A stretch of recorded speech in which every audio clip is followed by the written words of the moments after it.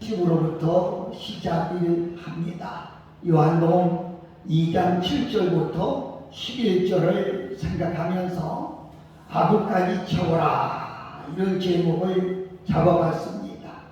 그 잔치집에 예수님도 초대받아갖고 예수님의 어머니도 초대받아갖고 또 이렇게 보니까 예수님하고의 어떤 학자들의 말에 의하면 친척집이 아닌가 이렇게도 말한다 그럽니다.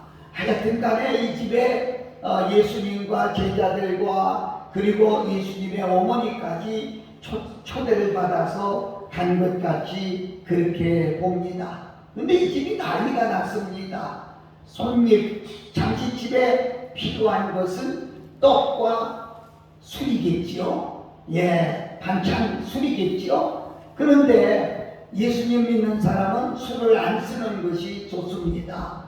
그런데 이 집에 손님은 구름대같이 밀려오는데 먹을 떡은 있는데 포도주가 떨어진 거예요. 어디 가서 당장에 사올 수도 없고 당장에 이것을 만들 수도 없고 정말 난리와 난리 속에 있는 이 가정을 보면서 오늘날 우리들의 삶을 한번 조명해 봤으면 좋겠습니다. 저는 거의 매주 이렇게 동네를 다니는데 다니며 들어보는 이야기가 목사님 우리는 축복받았어요. 사업이 잘 됩니다. 우리는 축복받아서 자녀가 잘 됩니다. 우리는 축복받아서 교회가 잘 됩니다. 이런 소리를 들으면 얼마나 좋겠어요. 그런데 가는 데마다 큰일 났습니다. 이 가정은 포도주가 떨어졌지만 어떤 집은 돈이 떨어졌습니다. 어떤 집은 명예가 떨어졌습니다. 어떤 집은 권력이 추락되었습니다. 정말 어떻게 하면 좋겠습니까? 정말 난리스러운 그런 소리를 우리는 너무나 많이 듣습니다. 이 가정에 포도주가 떨어졌다고 하는 것은 이 가정의 큰 낭패요. 이 가정으로서는 얼마나 큰 위협적인 일인지 모릅니다.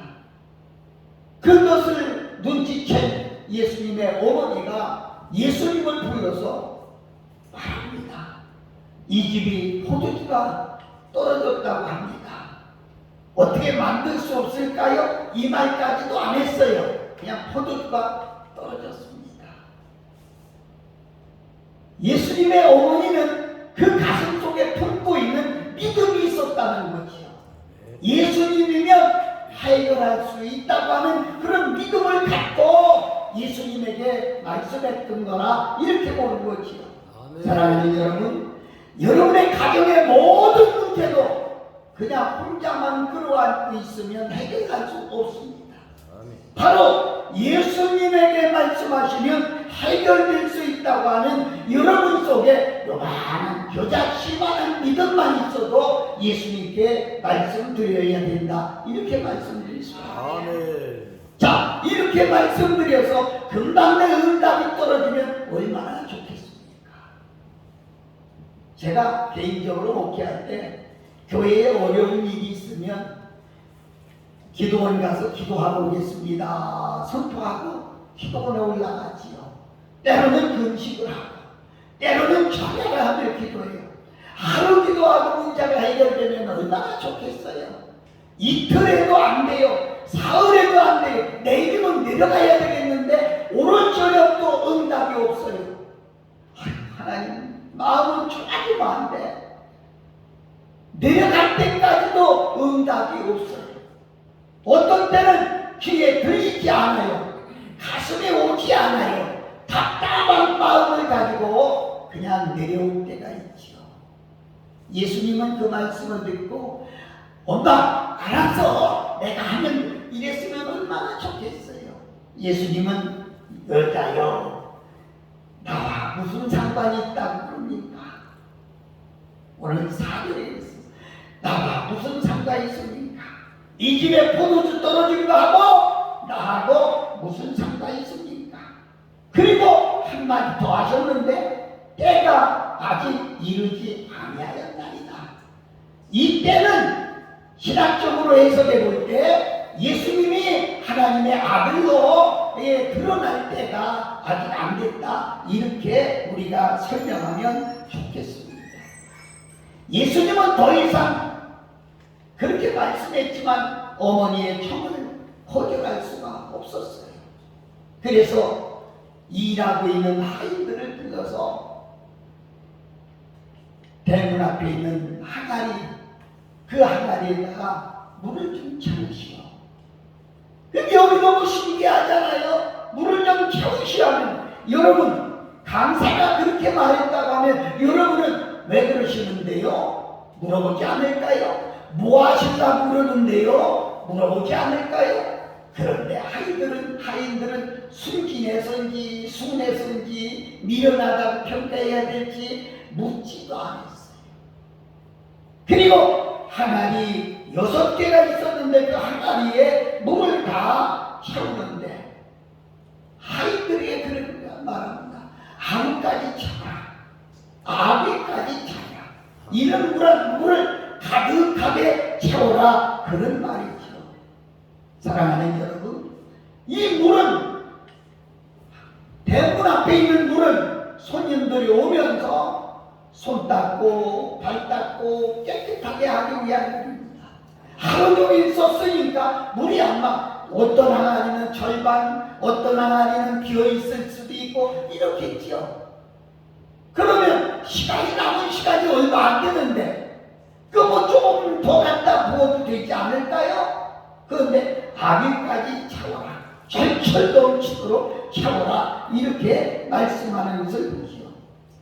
그래, 하인들이 아귀까지 다 채우고 와서 우리가 물을 아귀까지 다 채웠습니다. 그랬더니 이게 무슨 말입니까? 그것도 더 연회장에게 갖다 주시오. 연회장은 옛날에는 과방장이라고 그랬어요. 음식을 이제 접시에서 배식하는 그런 사람을 연회장이라고 그러지요. 갖다 주라. 하인들은 묻지도 않고 따지지도 않고 그걸 연회장에게 갖다 줬어요. 연회장이 다 맛을 보니까 포도주인데 이건 기가 막힌 포도주. 다른 집들은요, 술이 좋은 술을 내놓다가 나중에는 술이 취하면 그냥 옛날 어떤 집에서 남편이 술만 먹으면 집에 와서 주정하고 그러더래요. 근데 하루는 술을 잔뜩 먹고 왔는데도 저녁 때 부인 뭐 여보 술 한 병 받아와, 막걸리 받아와 하고 소리 지르더라. 주방에서 쌀을 잃다가 그 부인이 생각해, 에이고 가게까지 갈 수 있어. 뜬물 주지. 뜬물이 뭔지 알았지? 쌀시첵물. 쌀시첵물을 한 대접해서 여기 하고 갖다 주니까 마실 거 취하니까 뜬물인지 막걸리인지 모르고 먹었다는 거야. 다른 잔치집은 이렇게 술이 취한 뒤에 안 좋은 것을 내놓는데 이게 뭐야? 지금까지 나온 포도주에서 맛보지 못한 그런 엄청나고 맛있는 포도주 맛을 보게 됐다고 그러지요. 그러면서 그러니까 신랑을 불러서 그 자초지적을 물었어요. 오늘 아마 여러분들이 읽은 말씀은 예수님이 공생애에 들어가기 전 첫 번 기적이라 이렇게 말씀하지요. 여러분, 우리가 가만히 생각해 보면 오늘 이 말씀 속에서 왜 아귀까지 채우라고 했습니까? 우리가 믿음 생활하면서 모든 것이 아귀까지 채워져야 거기 기적이 일어나는 것을 체험할 수가 있어요. 첫째로 순종이 아귀까지 채워질 때 거기서 기적이 일어납니다. 여러분, 성경의 모든 축복은 순종에서부터 시작되는 거예요. 그 순종이 99.9가 안 되고 100% 되어야 거기서 기적을 체험할 수가 있어요. 기적이 뭡니까? 사람이 할 수 없는 일, 생각만 하고 있는 일, 과학으로 할 수 없는 일. 여러분 잘 들으세요. 중요한 것은요, 신앙은 과학이 아니라 신비입니다. 아시겠어요? 신비입니다. 과학은요, 물에 뜨는 좀 무거운 것은 가라앉지 않는 것이 과학입니다. 그런데 예수님은 물 위에 걸으셨어요. 아니, 베드로도 걸었어요. 너무 중요한 거죠. 과학은요, 어린아이가 가져오는 보리떡 5개와 물고기는요, 어린아이가 먹어야 될 한 끼의 도시락이 이게 과학입니다. 그런데 예수님은요, 장정만 5,000명, 4,000명이 먹고도 12왕정이 다 건졌다는 거예요. 남았다는 거예요. 이게 과학이 아니에요. 신비입니다. 신앙은 신비입니다. 여러분들이 신앙을 가지고 있으면 신앙을 믿고 하나님의 능력을 믿고 하나님의 신비로운 말씀을 믿고 따라가면 여러분은 신비를 체험할 수 있다. 이게 기적이다. 이렇게 말씀드릴 수 있어요. 신명기 18장 2절에 보면 네가 내 하나님 여호와의 말씀을 순종하면 이 모든 복이 네게 임하며 그랬어요. 또 말씀하시기를 신명기 11장 27절에 보면 내가 오늘 너에게 주는 너희 하나님 여호와의 명령에 순종하면 복을 받을 것이요. 그러면서 뭐라겠어요? 나가도 복을 받고 들어와도 객지 나가도 복을 받고 집에서 복을 받고. 지금은 먹고 사는 게 부족하지 않다고 하겠지만 떡반죽 그릇까지 우양의 양떼까지 좀 쉽게 설명하면 집에 있는 부설까지 다 복을 주신다 이렇게 말했어요. 저는 이 설교를 만들기 위해서 성경을 뒤적거려 봤더니 순종이란 말이 722번이나 나왔어요. 이만큼 순종이 중요하다. 90%도 110%도 순종이 아닙니다. 99.9%도 순종이 아닙니다. 100%가 순종입니다. 열왕기하 5장에 보면 남은 장군의 이야기가 나옵니다. 아랍 장군의 이야기. 나라를 구원한 99급 공신 중에 한 사람. 그래서 성경을 쭉 읽어보면 나만을 보고 아버지요 이렇게 본 것 국민들의 아버지 같은 오늘날 우리나라를 말하는 대통령 왕 같은 사람이었다는 거예요. 장군인데. 그런데 고민거리가 있어요. 몸에 문둥병이 피어져 가고 있다는 거예요. 옷을 가려서 옷으로 가려서 보이지도 않지만은 속에는 문둥병이 피어난다는 거예요. 사랑하는 여러분, 나는 이 성경을 읽을 때 오늘날 현대인들을 가리킨다 아닌가. 걱정이 없는 척, 집안이 좋은 척, 사업이 잘 되는 척 이러고 다니지만 사실 헤쳐보면 문제들을 다 가지고 있다는 거죠. 가정에 포도주가 떨어진 것처럼 문제들을 다 가지고 있다는 거죠. 그것을 그 집에 포로로 잡아온 돼지마이가 포로입니다. 전쟁 포로예요. 전쟁 포로는 장군의 한 달의 목숨이 달려있어요.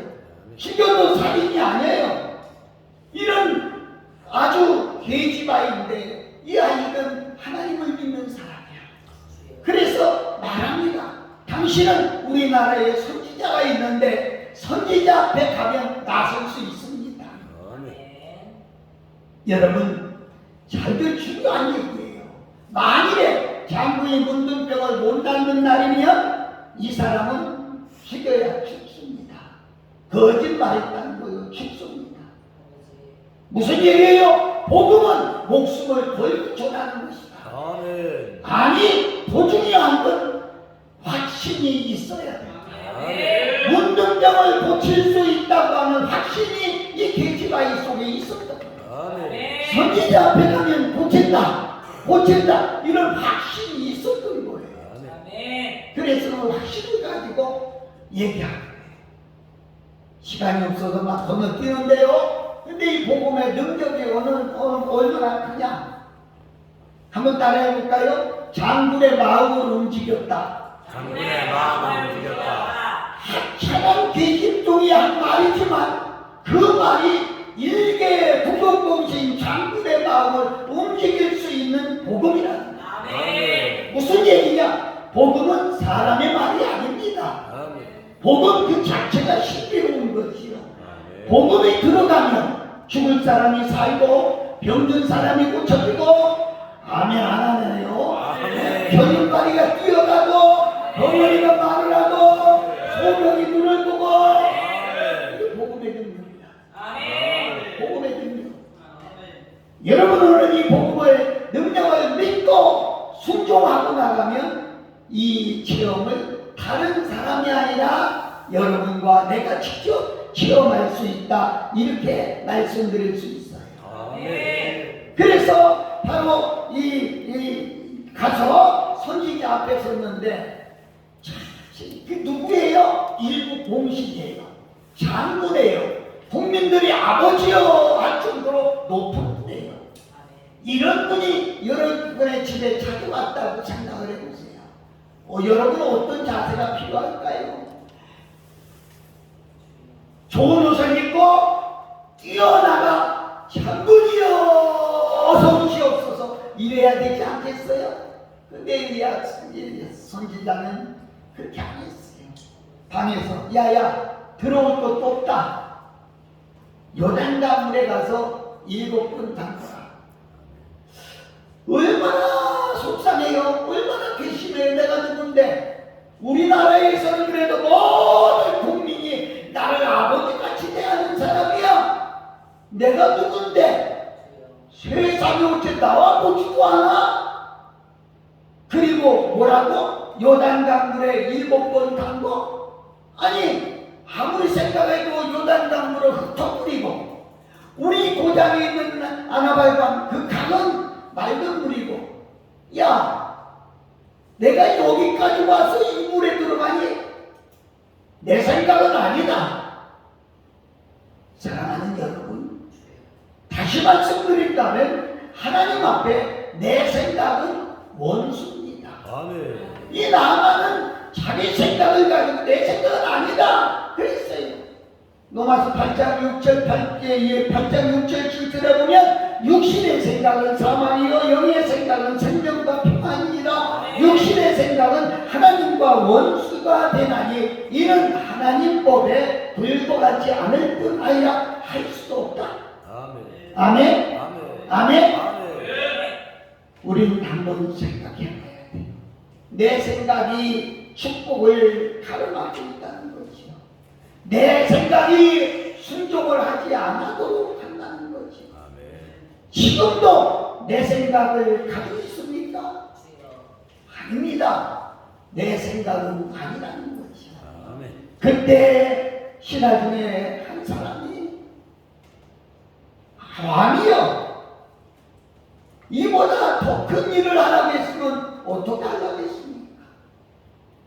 강물에 들어가세요. 여기서요, 시간이 자꾸 가서 미안한데 여기서요 아랫사람도 잘 만나야 되겠다. 아멘. 대통령이 일하는 게 아니라 대통령 안에 있는 장부들을 잘 만나야 돼요. 아멘. 여러분 목사님도 마찬가지입니다. 장로님 잘 만나야 되고요, 부목사 전도사 잘 만나야 되고요. 나만 장군을 고친 것은요, 나는 긴 시간 말할 수가 없어서 아쉽습니다만은 고친 것은요, 이 보잘것없는 계집종 아멘. 빼놓을 수 없지요. 그리고 그를 권고한 아랫사람들이 아닌가 그렇게 부른 거예요. 아멘. 나만이 아니야 돌아가 그랬지만 아닙니다. 한번 물에 들어가 보세요. 이렇게 강권한 그 아랫사람들 때문에 고침받지 않았나 이렇게 보면서 그 아랫사람을 잘 만나는 것도 큰 복이다. 큰 복이다. 그래야 성공한다. 내가 우리 대표회장님을 존경합니다. 그래서 만나면 서로 대화를 하고 그럽니다. 그러면서 사람을 잘 만나야 됩니다. 뭐 계신데 내가 한 소리 하지요. 사람을 잘 만나야 됩니다. 그리고 좋은 사람 차출해서 그 사람이 있는 붙잡고 함께 일할 수 있다고 믿어지면 붙잡고 같이 일하세요. 너무 중요하죠. 너무 중요해요. 여러분 그렇습니다. 이스라엘 백성들이 가나안에 들어갈 때 여리고성이 가로막혔습니다. 하나님이 여리고성을 돌래요. 7일 동안 도는데 하루에 7바퀴씩 돌고 마지막 날에는 하루에 한 바퀴씩 돌고 마지막 날에는 7바퀴를 돌아요. 그런데 너무 중요한 건요, 이게 하도 이렇게 돌면 좀 성이 한쪽에 무너지거나 이래야 되는데 7일을 돌아도 성은 무너지지 않았어요. 그날 7바퀴를 도는데 6바퀴를 돌아도 무너지지 않았어요. 결국은 7바퀴 아기까지 돌았을 때 성이 와르륵하고 무너졌다. 아멘. 이게 얼마나 소중해요. 나만 장군이 7번 물에 들어가야 되는데 1번, 2번, 3번 들어가도 차도가 없어요. 에이, 야 이거 아니야.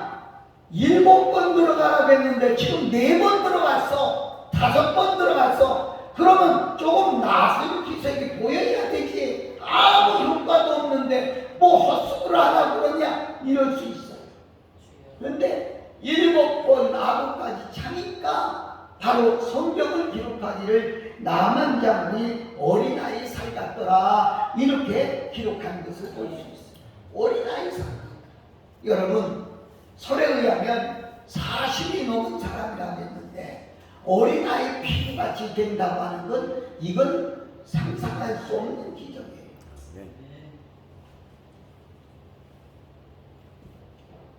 바로 순종한 결과에 이렇게 놀라운 사실을 체험한 거죠.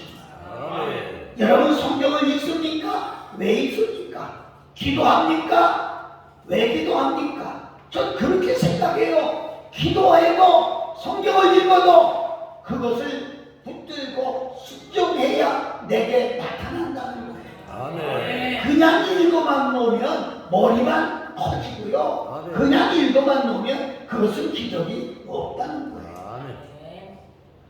제가 우리 교회에서 매주 금요일 날마다 말씀 무게를 합니다. 그래서 사방에서 이렇게 사람들이 와요. 와서 어떤 분들은 해요. 목사님 예언 기도 한번 해주세요. 목사님 뭐 좀 해주세요. 그래서 내가 지금 여전히 내가 무슨 얘기했느냐. 예언의 말씀을 말했고 신유의 말씀을 말했고 들어서 당신이 순종하면 여기 나타난 말씀이 다 당신 기업에, 당신 가정에, 당신 자녀에게, 당신에게 나타납니다. 아멘. 순종이 100% 이루어질 때. 그런데 듣고만 그냥 간다고 하면 이것은 그에게 아무런 효과가 없게 된다. 그렇게 말씀드릴 수가 있는 거예요. 오늘 여러분과 내가 이 말씀을 들으면서 정말 여러분 속에 이런 믿음이 갈 때, 여러분에게 순종의 결단이 내려질 때 역사가 일어난다는 사실을 기억해야 되겠습니다. 우리 찬송 하나 하겠습니다. 까지 세워야 해결됩니다.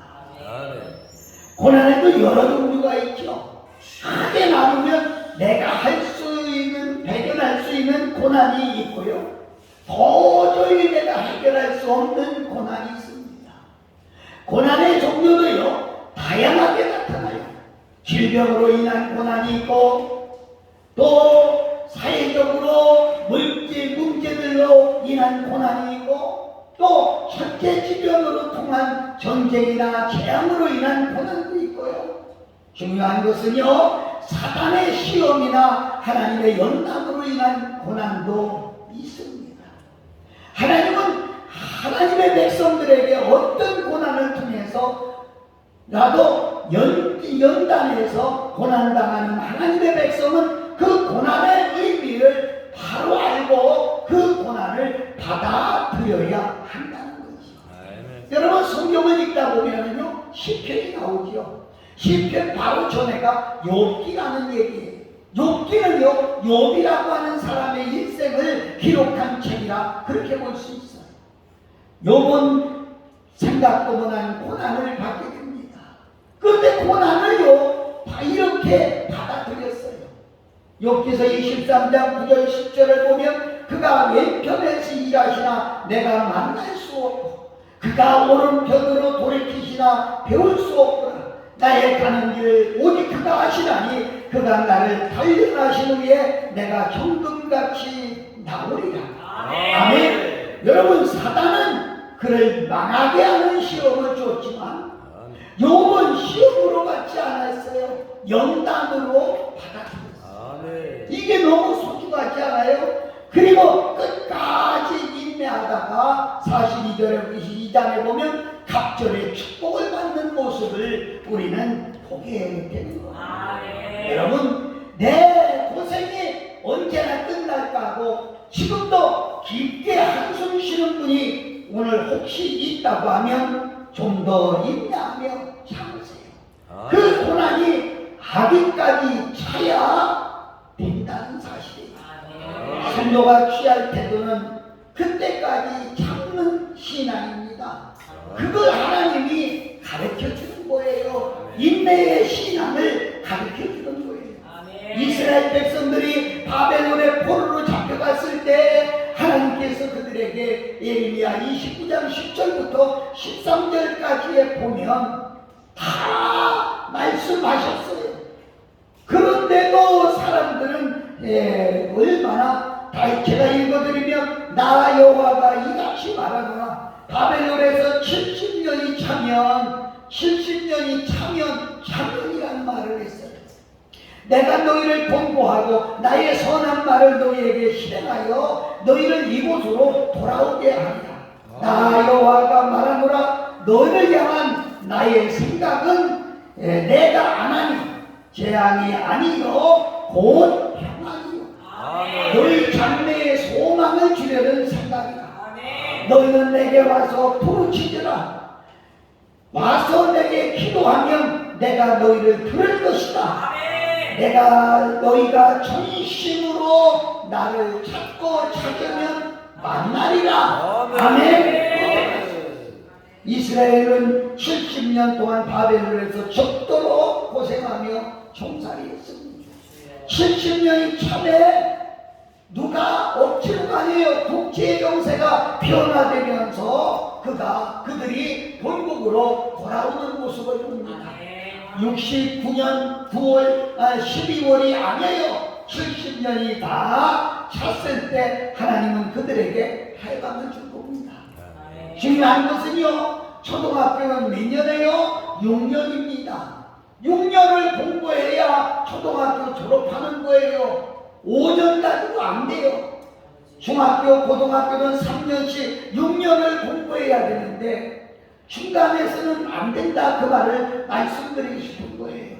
여러분, 더 중요한 건요, 우리 신앙이 천국의 신앙을 가지고 있다고 하면 우리 신앙이 주님을 만나는 그 시간까지 변함없이 가야 된다는 거예요. 힘들어도 가는 겁니다. 어려워도 가는 겁니다. 내게 어떤 시험이 와도 가는 겁니다. 이게 얼마나 소중한 얘기인지 몰라요. 중간에 중도에 타락하고 많은 사람들도 얼마나 많아요. 참 얘기하기 어렵습니다만은 중들이 예수 믿고 목사 돼서 교회마다 다니며 간증하는 소리를 아마 여러분 들어봤을 거예요. 미안해요. 목사가 중됐다는 말 들었습니까? 기독교 안에서는 없지만은요, 불교 안에서는요, 얼마나 많이 있는지 몰라요. 그들 앞세워서 그들 전도하고 있어요. 끝까지 여러분이 믿음을 가지고 있는다는 것이 얼마나 참으로 중요한지 몰라요. 각자에게 고난이 와도 그 고난의 때가 우리에게 숨겨져 있다는 사실을 알고 이 고난의 때를 우리가 어떻게 보내야 됩니까? 이것이 나를 만들기 위한 하나님의 방법이구나. 나를 연단하는 하나님의 기회 은혜로 우리가 받아들이고 아멘. 우리가 더욱 겸손하고 인내하면서 하나님 앞에 기도해야 된다는 거예요. 아멘. 그리고 우리가 중국의 소망을 가지고 끝까지 고난을 이기고 나가는 그 사람이 축복의 그릇이 될 수가 있다. 아멘. 여러분 모두 고난의 각을 건두고 고난의 늪의 산맥을 넘고 고난의 사막을 건넌 후에 하나님의 축복이 있습니다. 아멘. 내가 늘 그러지요.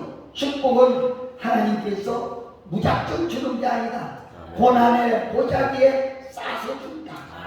그 고난의 보자기를 끌어야 속에 축복이 있다는 겁니다. 아멘. 저는 시골 촌놈이가 좋은 얘기 조금 하면은요, 축복은 밤송이 같다 그렇게 말합니다.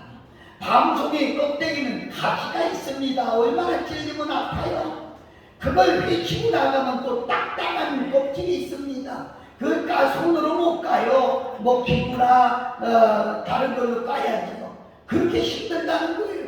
그거 따면 밤이 나오는데 그렇다고 먹을 수 있습니까? 거기에 또 딱딱한 껍질이 또 있습니다. 그걸 까도 못 먹어요. 그 안에 또 엷은 껍질이 또 있습니다. 몇 번을 경과해야 달콤한 알몸을 먹을 수 있는 것처럼 우리 하나님의 축복은 그냥 되어지는 것이 아니라 이 과정을 우리가 다 겪고 나가야만이 축복을 먹을 수가 있다는 겁니다. 아멘. 사랑하고 존경하는 여러분, 여러분에게 힘이 들고 어렵더라도 고난의 악업까지 차야 된다는 사실을 기억하면서 그때까지 참고 이겨서 우리는 축복을 받는 나와 여러분 되기를 예수님 이름으로 축복합니다. 아멘. 마지막으로 세 번째로 기도도 악기까지 차야 응답이 옵니다. 여러분, 물은요 백도가 끓어야, 백도가 되어야 물이 끓습니다. 90도 가지고도 안 끓어요. 100도 돼야 물이 끓습니다. 여러분, 비행기는요 시속 300km 이상 달려야 나를 수가 있어요. 하나님은 우리의 기도의 양을 요구하십니다. 모세가 시내산에서 40일을 금식했을 때 십계명을 받았어요. 아시잖아요. 성막을 받고 율법을 받고. 예수님도요 공생에 들어가기 전에 40일을 금식하고 기도했을 때 천사가 그를 돕더라 이렇게 성경은 기록하고 있습니다. 히스기야는요 죽을 병에 걸렸을 때 죽자 사자 하나님께 내달렸더니 하나님께서 그의 눈물과 통곡 소리를 들었다고 성경은 기록하고 있는 것을 볼 수 있어요. 다 말할 수 없지요. 사무엘상 1장 15절 이하에 보면 한나라고 하는 사람은 아들 하나 얻겠다고 얼마나 오랫동안 기도해서 응답을 받았습니까? 시편 21편 5절에 보면 다윗은 부르짖어 기도했고요. 출애굽기 17장 12절 보면 모세는 양손을 높이 들고 기도했고요. 누가복음 23장 44절에 보면 예수님은 밤을 지새워가며 간절하게 기도했고요. 에스더 4장 19절에 보면 에스더는 3일간을 금식하면 죽으면 죽으리다 하고 기도했을 때 왕 앞에 나갈 수 있는 힘이 생겼던 것을 우리는 볼 수 있어요. 요나는 물고기 뱃속에서 죽기 살기로 기도했더니 풀어난 것을 볼 수가 있어요. 우리가 잘 이해하고 들어야 될 것은요, 기도에게는 시간과 양과 질과 간절함이 아기까지 차야 응답이 온다는 것입니다. 여러분, 조금 더 기도하세요. 아직까지 여러분의 기도가 양을 채우지 못하고 있는 것을 볼 수 있어요. 저는 많이 듣습니다. 목사님, 제가 쳐야 해도 응답이 없네요. 금식해도 응답이 없나요? 여러분, 그 답은 하나입니다. 양이 들쳤던 거예요. 기도의 양이 들쳤던 거예요.